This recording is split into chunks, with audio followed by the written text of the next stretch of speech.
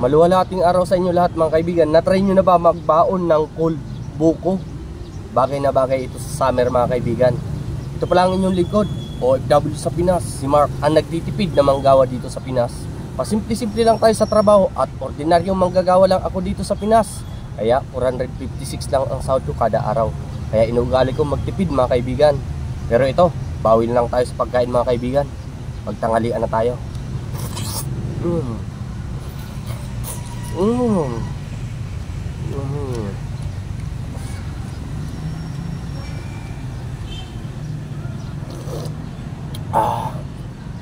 Yummy ang ulam natin mga kaibigan. Patok na patok sa summer, no? Alam nyo, tipid na tipid to. Kasi itong buko dito sa Bicol, murang-mura lang kahit summer. 20 pesos lang isang buo ito mga kaibigan. At nandito yung laman. At bumili lang ko ng yelo, isang pirasong yelo, 5 pesos. Kaya 5 pesos lang ang gastos natin dito.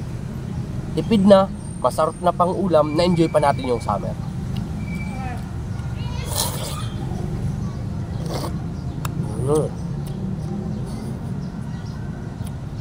Diba?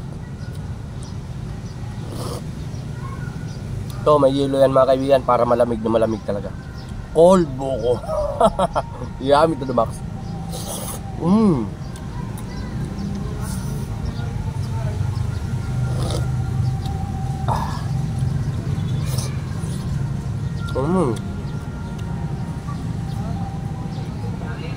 Masarap na pang ulam mga kaibigan.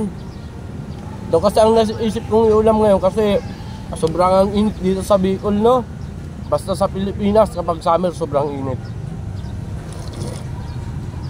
Kung ayaw mong mainit tuwing summer, pumunta ka ng Canada.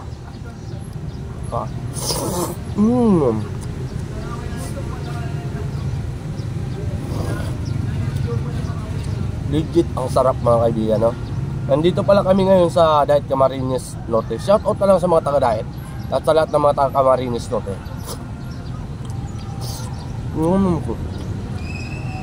At syempre sa lahat ng mga taga-Bicol, shout out lalo na mga vlogger sa Bicol, no? At syempre kahit hindi ka vlogger, special ka para sa akin dahil nanonood ka lagi, no? Maraming salamat. Yummy. May pang-refill pa dito, tayo dito ng sabaw. Yung kabiyak niya mga kaibigan, pang-refill yan. Wow! Grabe. Buti may pang-refill pa tayo, no? Bilis natin maubos yung sabaw. Yummy. Cold buko. Yummy to the max. Nam-nam, yummy, nam-nam, sarap.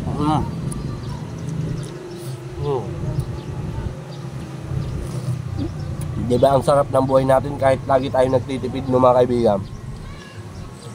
Kaya hindi lahat ng nagtitipid mga kaibigan namumulubi sa pagkain. Yung iba nagtitipid, busog na busog pa rin.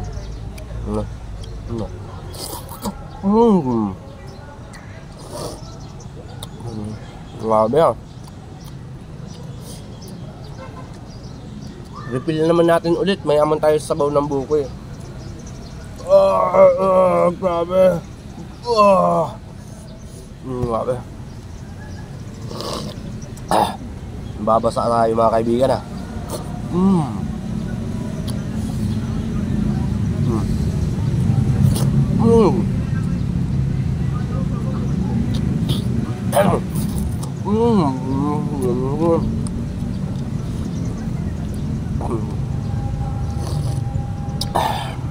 Grabe ah. Ang lalaki oh mga kaibigan. Ang taba nung buko, masarap. Manamis-namis.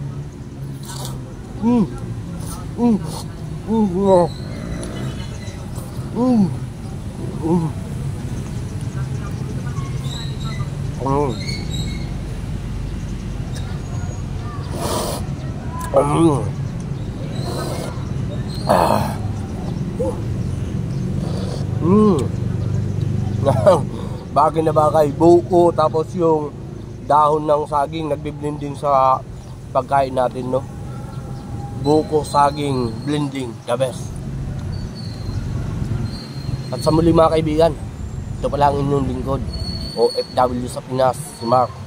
At lagi ako nagpapaalala, lagi lang tayo magtitipid dito sa Pinas para hindi tayo nababaon sa utang. At ang inyong lingkod ay isang Uragon. Basta Uragon, malupiton. Hanggang sa muli. That's all, mabuhay. Mm. Mm. Mm. Mm. Mm. Mm.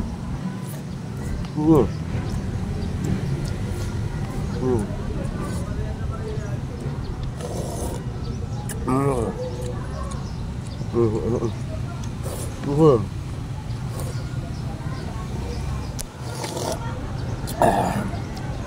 Yeah.